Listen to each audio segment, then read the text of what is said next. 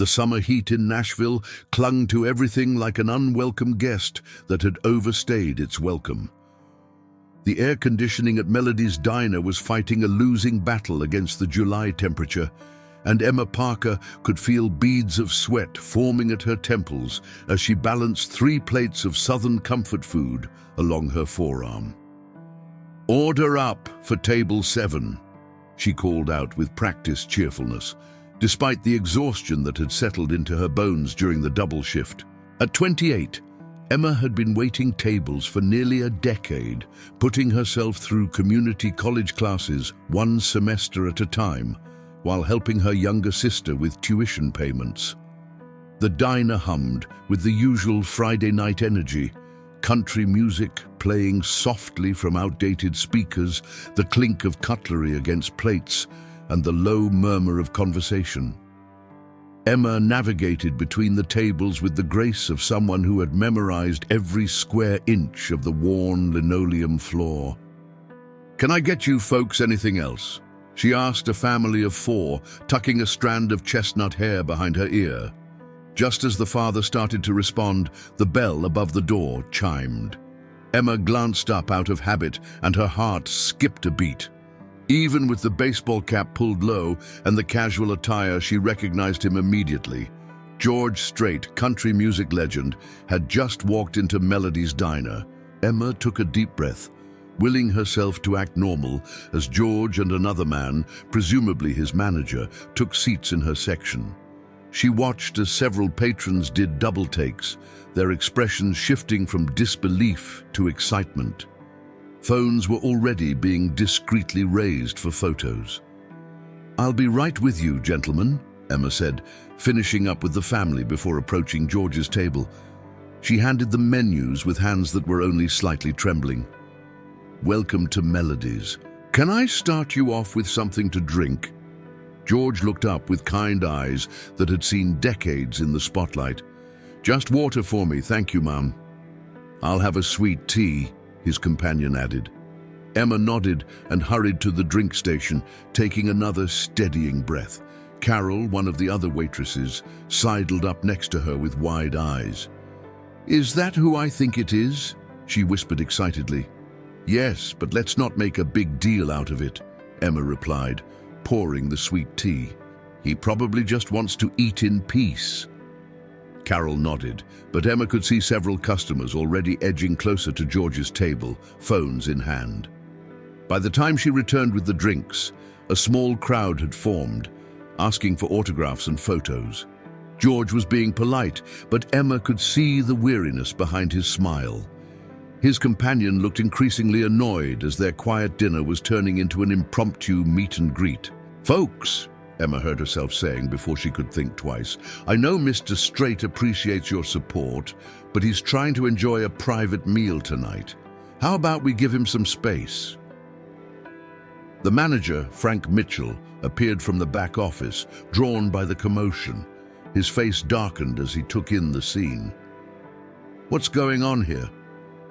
"Just a bit of excitement," Emma explained quietly. "I was trying to help." "Are you causing a scene with our customers?" Frank demanded, his voice carrying across the diner. "No, sir, she was helping me out," George interjected, standing up. "Your waitress here was just making sure everyone was being respectful." Frank's expression changed instantly. "Mr. Strait, it's an honor to have you in our establishment. Please, anything you need on the house." George shook his head. "That's kind, but unnecessary. We'd just like to enjoy a quiet meal." The manager nodded enthusiastically before pulling Emma aside. "Don't embarrass us," he hissed. "Let the man take photos if people ask. It's good for business." "But he clearly doesn't want to be bothered," Emma protested. "That's not your call to make," Frank replied sharply. "Just take their order and do your job." Emma returned to the table, apologizing quietly. "I'm sorry about that. Are you ready to order?" George nodded, his eyes kind.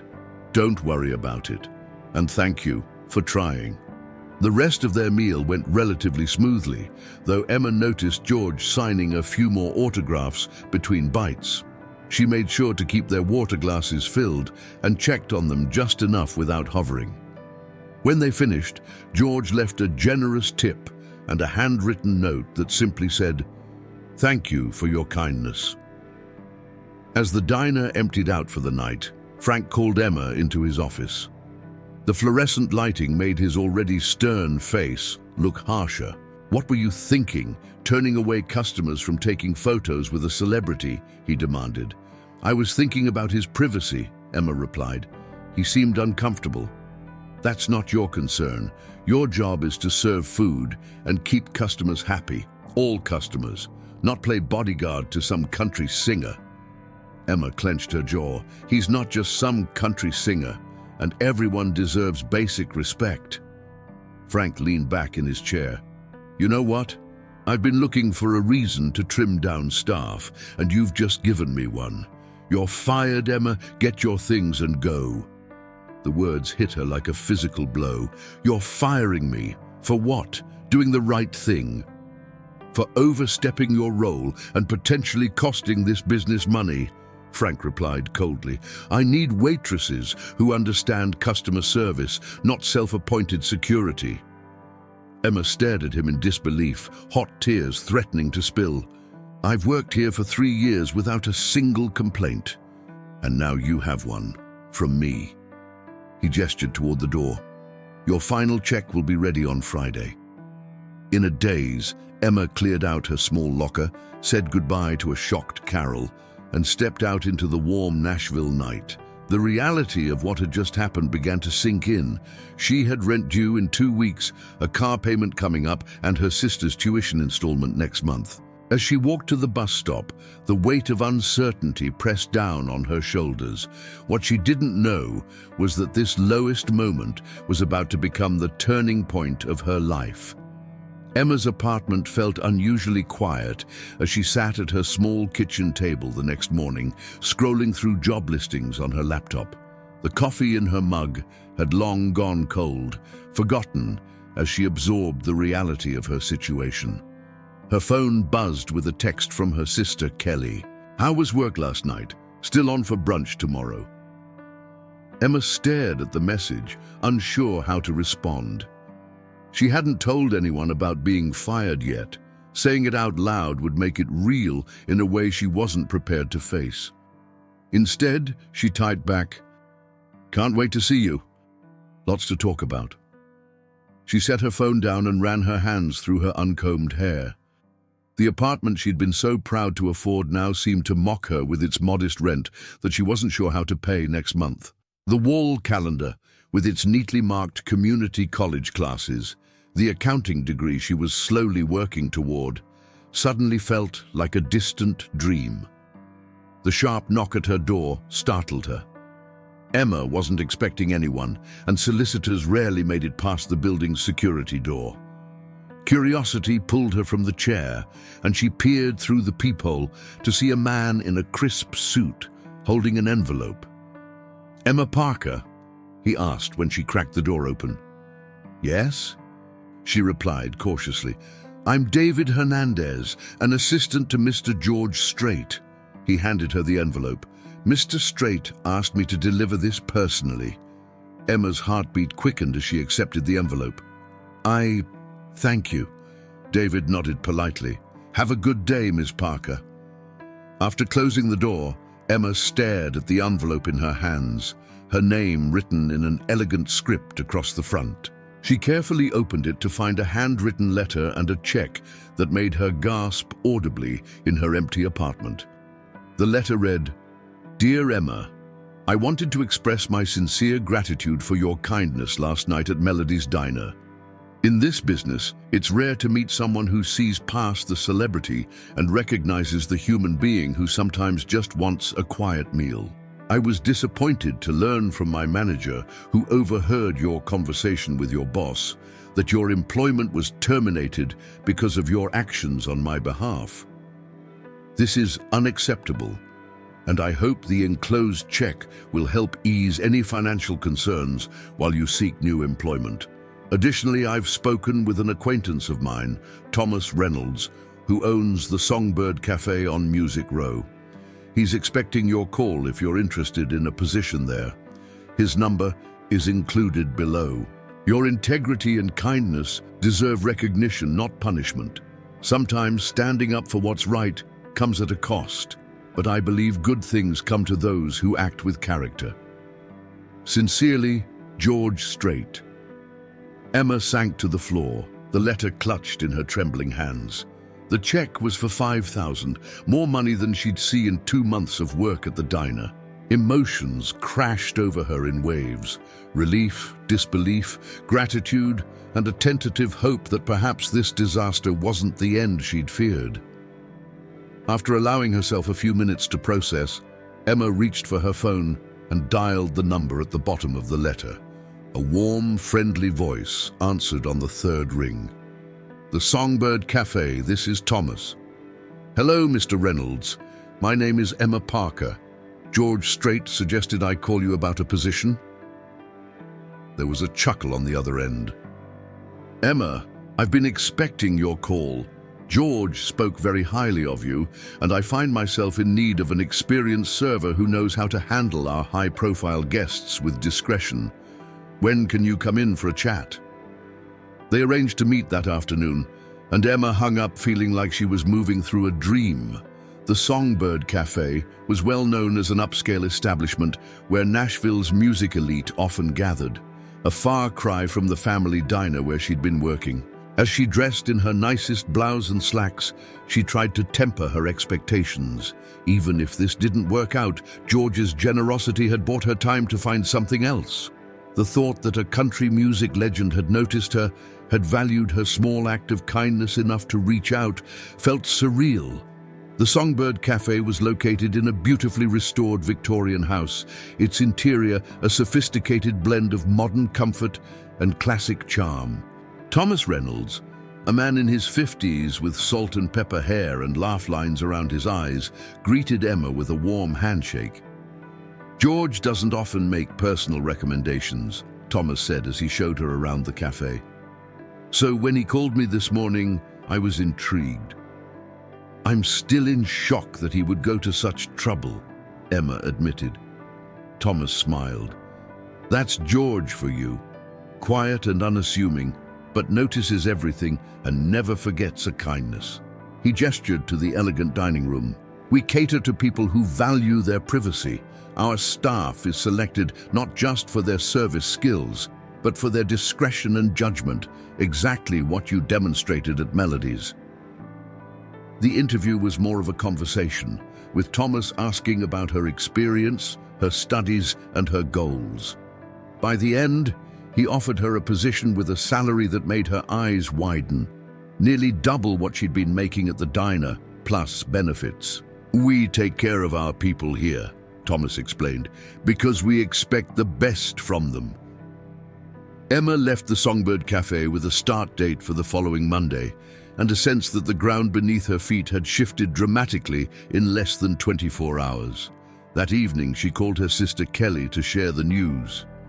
You're kidding, Kelly exclaimed after Emma recounted the events. George Strait got you fired and then got you a better job. That's like something out of a movie. I know, Emma laughed, feeling lighter than she had in years. I keep expecting to wake up. You deserve this, Em, Kelly said, her voice softening. You've been working so hard for so long, taking care of everyone else. Maybe it's finally your turn for some good luck. As Emma prepared for bed that night, she reread George's letter, still marveling at how quickly life could change. Yesterday, she'd been a waitress struggling to make ends meet. Today, she had a financial cushion and a promising new job at one of Nashville's most respected establishments. What she didn't realize was that walking through the Songbird Cafe's doors would introduce her to people who would change the course of her life in ways she couldn't yet imagine. Emma's first 2 weeks at the Songbird Cafe passed in a blur of training, new faces, and adjusting to an environment so different from Melody's diner. The clientele was sophisticated, the menu upscale, and the expectations high, but the staff was supportive, and Thomas proved to be a fair and encouraging boss who respected his employees. On a busy Thursday evening, Emma was assigned to the cafe's coveted corner section, where privacy screens and subtle lighting created an atmosphere of exclusivity. She was serving a table of music executives when she noticed a man sitting alone, absently strumming his fingers on the tablecloth in what she recognized as a guitar player's habit. James Harrington was easy to overlook. He dressed simply and carried himself with a quiet confidence that didn't demand attention. But Emma had been learning to recognize the industry players who frequented the Songbird, and she knew he was one of Nashville's most respected songwriters and producers, with multiple Grammy Awards to his name. "Can I get you another bourbon, Mr. Harrington?" she asked, approaching his table. He looked up, surprise flickering across his features. "You know who I am," Emma smiled. "It's my job to know." "Most people don't," he said with a slight smile, pushing his empty glass forward. "And that's how I like it." As she returned with his drink, he asked, "You're new here, aren't you?" Emma nodded. 2 weeks now. "And how did you end up at the Songbird?" There was something in his expression, a genuine interest rather than casual small talk, that made Emma share the condensed version of her story. "I was working at a diner when George Strait came in. I tried to give him some privacy from fans, got fired for it, and then somehow George found out and connected me with Thomas." James's eyebrows rose. "You got fired for helping George Strait? For overstepping my role, according to my former boss," Emma replied with a wry smile. James laughed softly. "Well, his loss is the Songbird's gain, it seems." He paused, studying her for a moment. "You know, there's something about people who do the right thing when it costs them something. It says a lot about character." The conversation was interrupted as Emma was called to attend to her other tables, but throughout the evening, she noticed James observing the room with the careful attention of someone who made his living noticing details others missed. As the night wound down and James asked for his check, he handed Emma a business card along with his payment. "I host a songwriters' night at the Bluebird Cafe every other Tuesday. Small crowd, good music. You should come by sometime." Emma accepted the card, surprised by the invitation. "I don't write songs." "Not everyone there does," he replied. "Some just appreciate them." With a nod and a warm smile, he left. The invitation lingered in Emma's mind over the next few days. The Bluebird Cafe was legendary in Nashville, a small, intimate venue where songwriters showcased their work and where many future stars had been discovered. She'd always wanted to visit, but had never made the time between work and classes. The following Tuesday found Emma nervously entering the Bluebird, the card James had given her clutched in her hand. The venue was smaller than she'd imagined, with tables arranged around a central performance area. James spotted her from across the room and waved her over to a reserved table near the front. "You came," he said, seeming genuinely pleased. "I wasn't sure you would." "Neither was I," Emma admitted. "I don't know much about songwriting." "But you know about life," James replied, "which is what all good songs are about anyway." The evening was a revelation for Emma. She watched as songwriters, some established, others just starting out, shared not just their music, but the stories behind their lyrics. The raw emotion and authenticity in the room touched something deep within her. During a break, James introduced her to several people in the industry, A&R representatives, other songwriters, and a few performers. Emma was struck by how down-to-earth they all seemed, a stark contrast to the celebrities who had demanded attention at Melodies. "What did you think?" James asked as the night wound down. "It was incredible," Emma replied honestly. "The talent in this room. It's special," James agreed. "There's something about hearing a song in its purest form, straight from the person who wrote it." As they walked out to the parking lot, James hesitated. "I'm working on some new material for a promising artist. Would you be interested in hearing a few demos sometime? I value fresh ears and you seem to have good instincts." Emma blinked in surprise. "Me? Why would you want my opinion?" "Because you're not in the industry," James explained. "You're just someone who knows when something feels authentic and when it doesn't. That's rarer than you might think." That conversation marked the beginning of an unexpected friendship. Meanwhile, at the Songbird, Emma's genuine approach to service was earning her a reputation among the regulars. Thomas had taken notice too, giving her more responsibility and assigning her to the most important clients. On a rainy Tuesday in September, 2 months after starting at the Songbird, Emma arrived at James's studio to find him looking unusually excited. "There you are," he said, ushering her in. "I've been waiting to play you something. This is for Alexis Morgan's new album."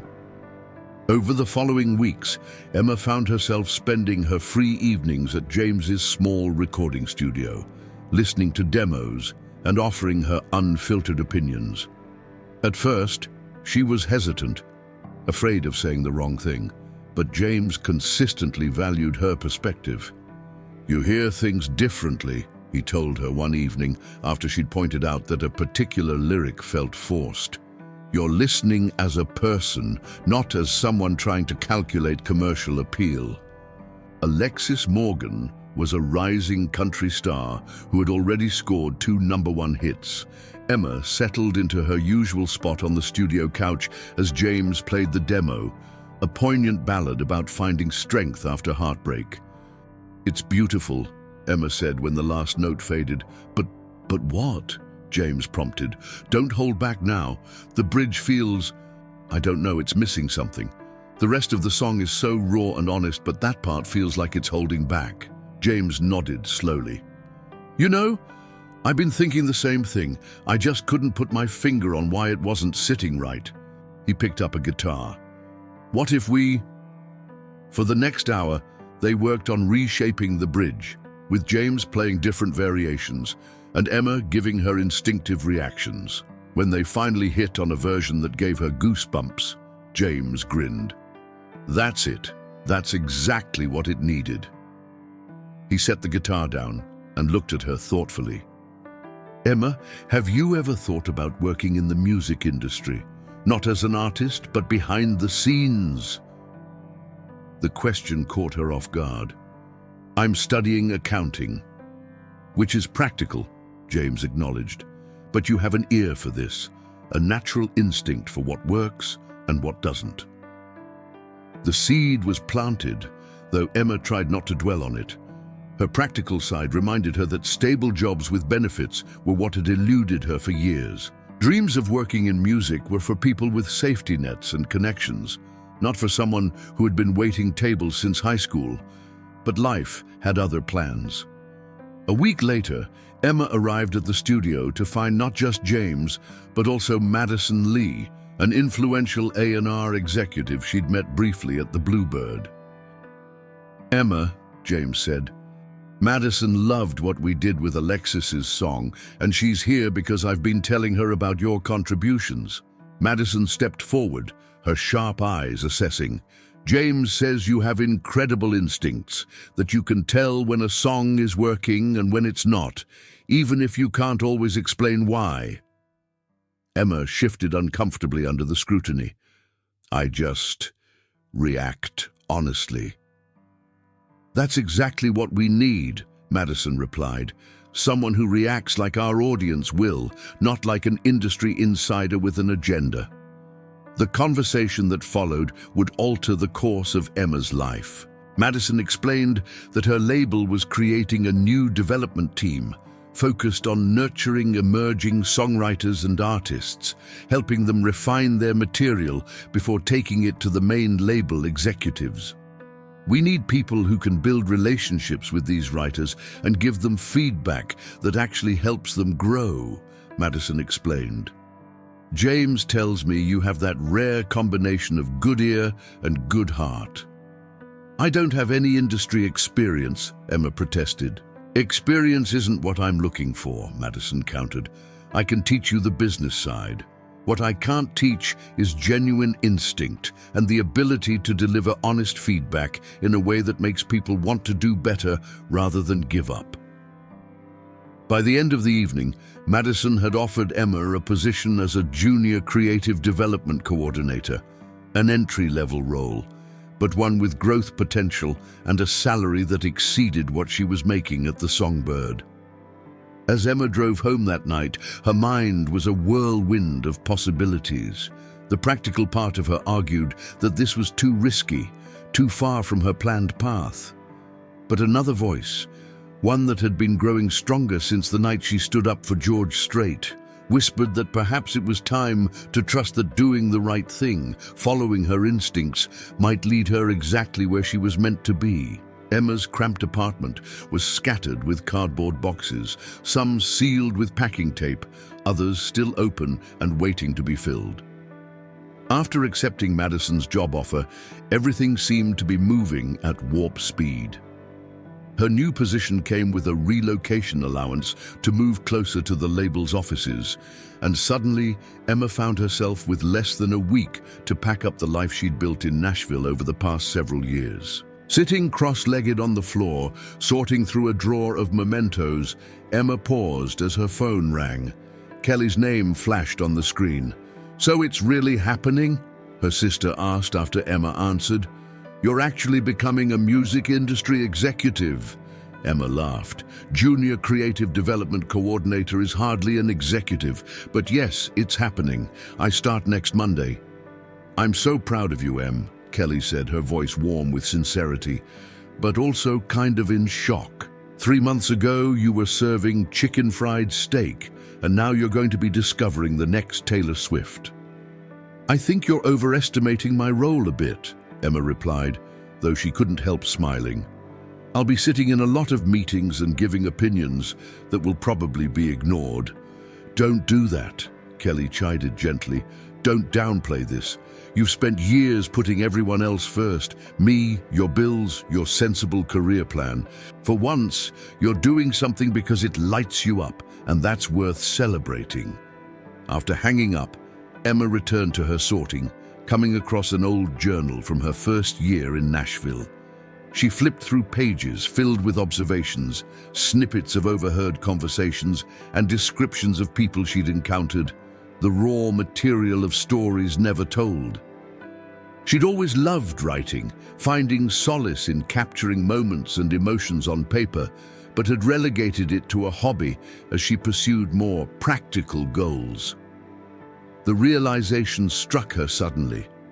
Perhaps her ability to help songwriters wasn't just about having good instincts, but about being a storyteller herself. She understood narrative, emotional arcs, and authenticity because she'd been cataloging them for years, even if only for herself. Monday morning arrived with a mixture of excitement and nerves. Emma stood outside the modern glass building that housed Horizon Records, smoothing down her new blazer and taking a deep breath before pushing through the revolving doors. The lobby was sleek and impressive, with platinum records lining the walls and music playing softly through hidden speakers. Madison met her at reception, her brisk efficiency tempered by a warm smile. "Ready to dive in? We've got a songwriters round this morning. 6 writers sharing new material. Your job is to listen and take notes on anything that catches your ear, good or bad." The meeting room was set up like a small performance space, with chairs arranged in a semicircle and acoustic panels on the walls to improve the sound. Emma took a seat next to Madison as the songwriters filed in, some looking confident, others visibly nervous. For the next 3 hours, Emma listened intently as each writer presented their material. She filled page after page with notes, not just about the songs themselves, but about the writer's delivery, their apparent connection to the material, and the room's reaction.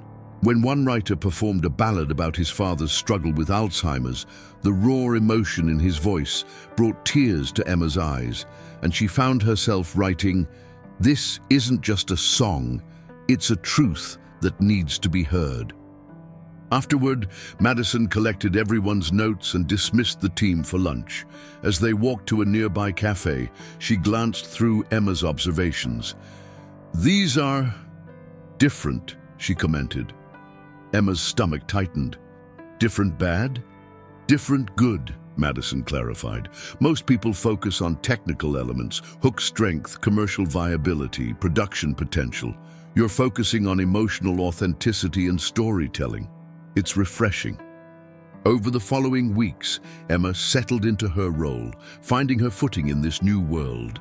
She attended writing sessions, demo reviews, and endless meetings about artist development.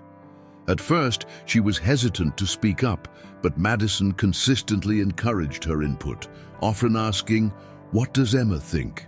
when discussions reached an impasse. What surprised Emma most was how quickly writers and artists began to seek out her feedback specifically. Her approach, kind but honest, focused on strengthening the emotional core of the material rather than chasing trends, resonated with creators tired of being told to make their work more commercially viable at the expense of authenticity. 3 months into her new position, Emma found herself in a heated discussion with Brett Cameron, one of the label's most successful producers, over a young artist named Lily Chen. Lily had an extraordinary voice and a gift for introspective lyrics, but Brett was pushing her toward more upbeat, radio-friendly material. "She's got a lane that could work commercially," Brett argued during a development meeting. "But these slow, thoughtful ballads she keeps writing aren't going to get radio play." "But they're what makes her special," Emma countered, surprising herself with her boldness. "There are a dozen artists who can deliver those up-tempo tracks, but Lily's ballads are unique. They connect with people." Brett leaned back, crossing his arms. "Connection doesn't matter if no one hears them in the first place." "What if we find a middle ground?" Emma suggested. "Keep the emotional depth that makes her authentic, but work on arrangements that build more dynamically. Songs can be thoughtful and still have momentum." Madison, who had been quietly observing, nodded. "I like that approach. Brett, why don't you and Emma work with Lily on a couple of tracks, trying to find that balance?" The collaboration was challenging at first. Brett, with years of hit records to his name, was skeptical of Emma's input. But as they worked with Lily over several sessions, something remarkable began to happen. The songs evolved into versions that preserved their emotional honesty while incorporating more dynamic structures that Brett knew would work on radio. When they played the finished demos for Madison and the senior team, the response was overwhelmingly positive. Lily's material stood out precisely because it maintained its authenticity while becoming more accessible.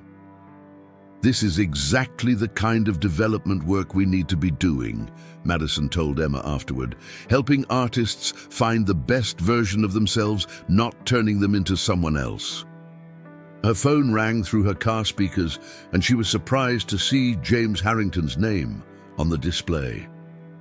"I just heard Lily Chen's demos," he said when she answered. "Madison played them for me. They're fantastic, and she told me about your role in the process."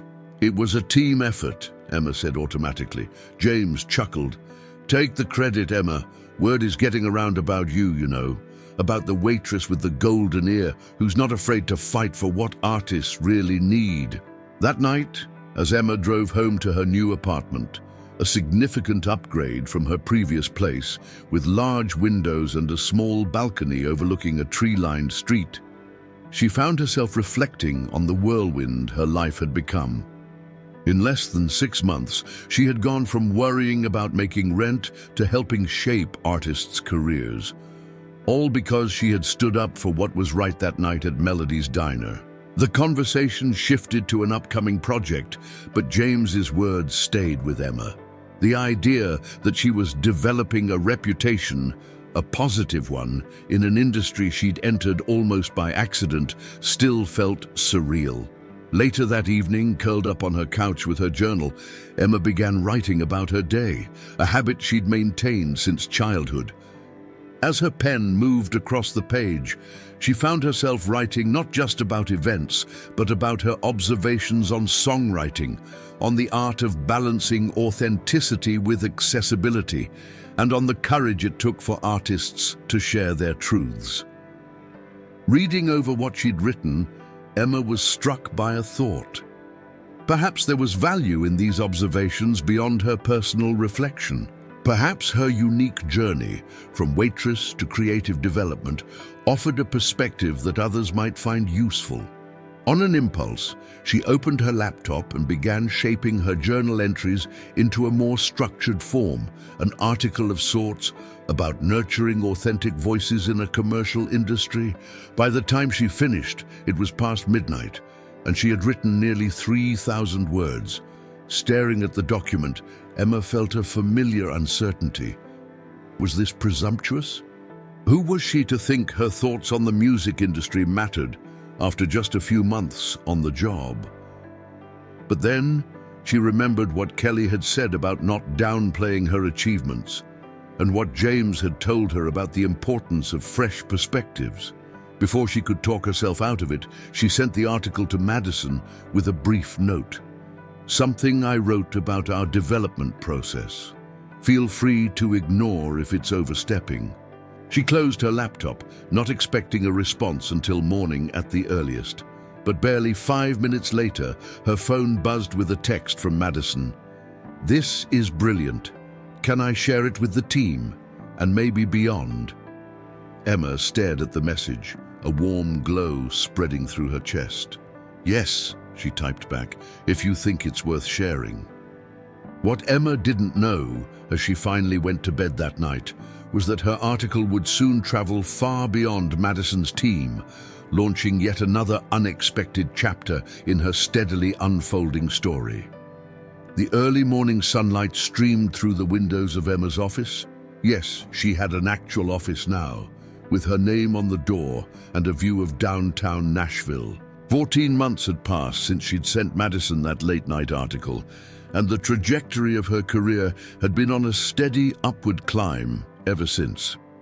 Madison had indeed shared the article, first internally at Horizon Records, then with industry colleagues, and finally with a prominent music business publication that featured it as a guest column.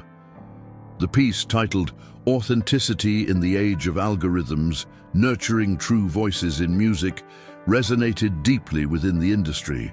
It articulated something many felt, but few had expressed so clearly: the tension between commercial pressures and artistic integrity, and how the most successful music often emerged when both were honored rather than pitted against each other. The response had been overwhelming.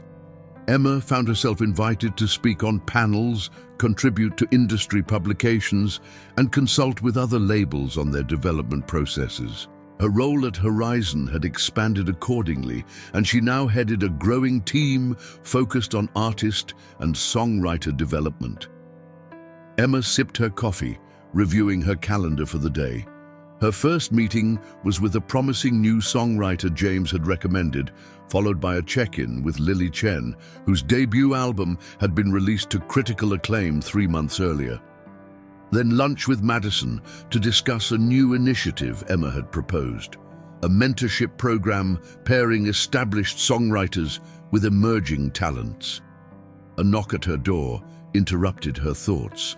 Thomas Reynolds from the Songbird Cafe stood in the doorway, a warm smile on his face. "Thomas," Emma exclaimed, standing to greet her former boss with a hug. "What brings you here?" "Can't an old friend just stop by?" he asked, settling into the chair across from her desk. "Actually, I'm meeting with your events team about hosting a listening party next month, but I wanted to see your new domain for myself." He glanced around the office, taking in the platinum records on the wall, including Lily Chen's debut and the shelf of industry awards. Quite a step up from serving bourbon to moody songwriters. Emma laughed. "I still serve them in a way, just differently." "Speaking of moody songwriters," Thomas said, "a certain country legend stopped by the Songbird last night and asked about you." Emma's heart did a little flip. George was there, Thomas nodded. Said he's been hearing your name all over town and couldn't be prouder. Mentioned something about having good instincts about people. The conversation shifted to catching up on mutual acquaintances and industry gossip. But after Thomas left, Emma found herself reflecting on the remarkable chain of events that had led her here. One moment of standing up for what was right, of seeing the person behind the celebrity, had altered the entire course of her life. Later that morning, as Emma sat in the small conference room listening to the new songwriter James had recommended, she found herself particularly moved by a ballad about second chances and unexpected blessings. The young woman's voice was raw but compelling, and her lyrics spoke of finding strength in vulnerability, a theme that resonated deeply with Emma's own journey. That last one, Emma said when the songwriter finished her set, is something special. There's a universal truth in it, but it feels so personal at the same time. The songwriter's face lit up.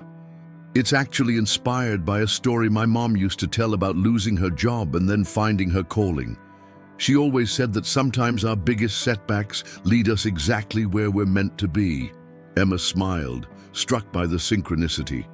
I couldn't agree more. The day continued with its usual rhythm of meetings, creative sessions, and administrative tasks, but Emma found herself unusually reflective. After her lunch with Madison, during which they'd finalized plans for the mentorship program, she decided to take a detour on her way back to the office. 20 minutes later, Emma stood outside Melody's diner, observing how little it had changed in the year and a half since she'd last walked through its doors. The same worn sign hung above the entrance. The same specials were advertised in the window, and through the glass, she could see Carol still waiting tables with the same efficient grace. Emma hesitated, unsure why she felt compelled to visit this place that represented both struggle and pivotal change in her life. Before she could decide whether to enter, the door swung open and Frank Mitchell, her former boss, stepped out, nearly colliding with her. Recognition dawned slowly on his face. Emma? Emma Parker? Hello, Frank, she replied, maintaining her composure despite the unexpected encounter. How are you? He seemed genuinely flustered, shifting his weight from one foot to the other. I'm good. Business is steady. His eyes darted to her professional attire, so different from the diner uniform he was accustomed to seeing her in. You look different. Emma nodded. Life has changed quite a bit since I left. An awkward silence stretched between them before Frank cleared his throat. I heard you're working in the music business now. Carol showed me an article about you in that industry magazine. That's right, Emma confirmed. I'm with Horizon Records. Frank nodded, his expression a complex mixture of emotions she couldn't quite decipher. Well, that's really something. He paused again, seeming to struggle with his next words. Look, Emma, I've thought about that night a lot. As Emma walked back to her car, she felt a sense of closure she hadn't realized she needed. Her anger toward Frank had long since faded, replaced by a genuine gratitude for the push that had sent her life in a new direction.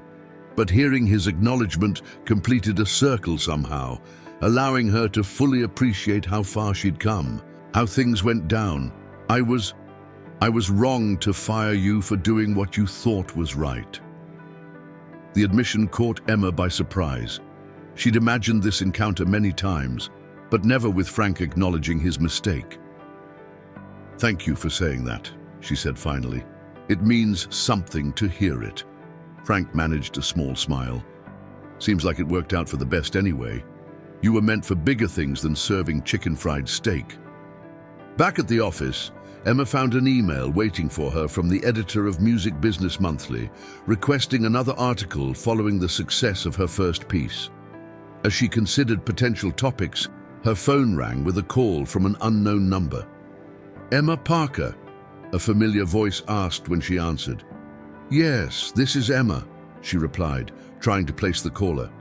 It's George Strait. I hope it's all right that I called. Madison gave me your number. Emma's heart skipped a beat. Of course, Mr. Strait. It's wonderful to hear from you. George, please, he said warmly. I'm in Nashville for a couple of days and wondered if you might have time for lunch tomorrow. There's something I'd like to discuss with you. They arranged to meet at a quiet restaurant known for its privacy, and Emma hung up in a state of bewildered excitement. Though her work had brought her into contact with many famous artists over the past year, there remained something special about George Strait, not just because of his legendary status, but because of the role he'd played in her journey.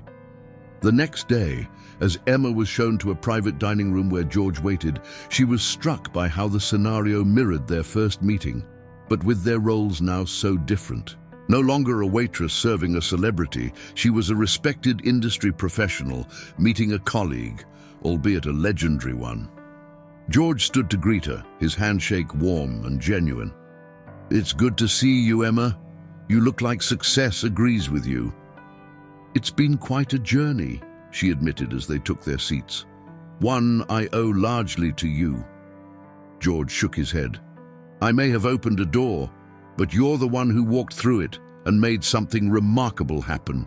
Everyone in Nashville is talking about your approach to artist development, about how you're changing the conversation around authenticity and commercial success.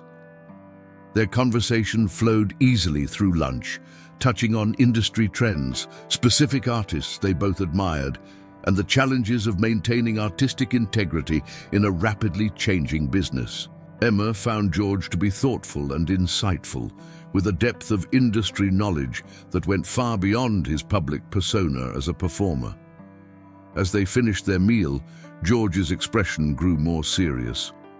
I didn't just ask you to lunch to catch up, though that's been a pleasure. I have a proposition for you.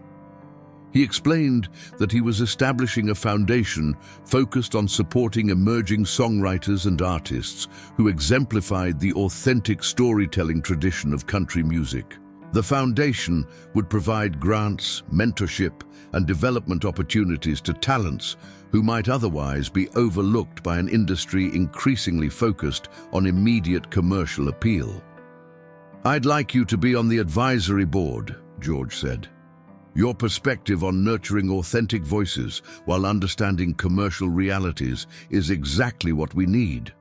Plus, your own story embodies the foundation's spirit, talent and integrity, finding their way despite obstacles. Emma sat back, genuinely stunned by the offer.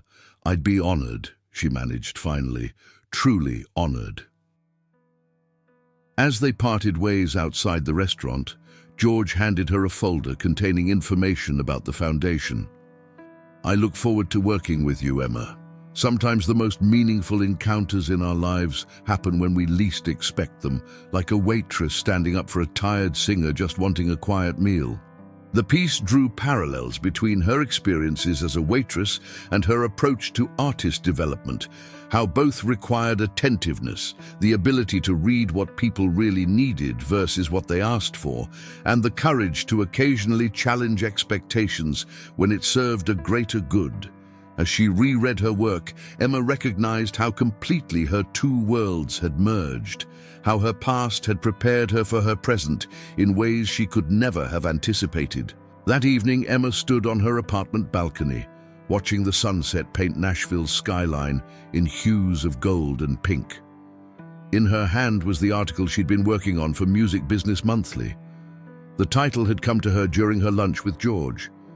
Serving the Song, What Waiting Tables Taught Me About the Music Industry. The waitress who had lost her job for doing what she believed was right had become an industry professional, respected precisely for that same quality, the conviction to stand up for authenticity even when it wasn't convenient. Her phone chimed with a text from Kelly. Don't forget you promised to help me move this weekend. Still can't believe my big sister is paying for my first apartment and helping me schlep boxes. Emma smiled, typing back, wouldn't miss it. Dinner tonight to celebrate? Her sister's tuition was now paid in full, and Kelly was about to graduate with honors. Emma had insisted on helping her get settled in her first post-college apartment, just as she had always done, taking care of those she loved. The difference was that now she could do so without the constant stress of financial precarity that had shadowed her for so many years. As darkness fell over the city and the first stars appeared, Emma thought about the unlikely chain of events that had brought her here, from a hot summer night at Melody's Diner to becoming a voice for authenticity in an industry often criticized for its lack thereof. She thought about George Strait's kindness, James Harrington's mentorship, Madison's belief in her potential, and all the other connections that had formed along the way. But mostly, she thought about that moment when she'd chosen to stand up for what was right, not knowing it would cost her a job, but ultimately lead her to her calling. How often did people miss their true paths because they were afraid to take such stands? How many remained in jobs that dimmed their light because stepping into uncertainty seemed too frightening? 2 weeks later, Emma stood before a packed audience at the Country Music Hall of Fame, where she'd been invited to speak at a symposium on the future of artist development. Looking out at the sea of faces, industry veterans and hopeful newcomers alike, she felt a moment of surreal clarity. My journey from waiting tables to developing artists taught me something profound, she began. That the qualities that make us good at anything worthwhile are universal: empathy, authenticity, and the courage to stand up for what matters. Whether you're serving food or serving songs, it's about seeing the humanity in the transaction and honoring it. From her seat in the front row, Madison gave an encouraging nod, while James, seated beside her, smiled with unmistakable pride. And there, a few seats down, was George Strait himself, the man whose quiet request for privacy had set everything in motion. "I lost a job because I believed everyone deserves to be treated with dignity," Emma continued. "What I gained was a path I never could have imagined for myself. So if there's one thing I'd leave you with today, it's this. Sometimes the moments that seem like endings are actually doorways to exactly where we're meant to be. We just have to be brave enough to walk through them." As applause filled the hall, Emma felt a profound sense of gratitude, not just for how far she'd come, but for every step of the journey that had brought her here. The difficult years of double shifts and deferred dreams, the moment of crisis when she'd lost her job, the unexpected opportunity that had followed, all of it had been necessary to create the person she had become. Outside, Nashville sparkled in the autumn sunlight, a city built on songs and stories and second chances. Emma's story was now woven into its fabric, one more testament to how a single moment of integrity could change everything. From waitress to industry executive, from serving meals to serving music, her path had come full circle in the most unexpected and perfect way. And somewhere in the city, another waitress might be having her own pivotal moment, standing up for what was right without knowing where it might lead. Emma hoped that whatever door opened for her, she would have the courage to walk through it, just as Emma had done that fateful summer night when George Strait walked into Melody's Diner.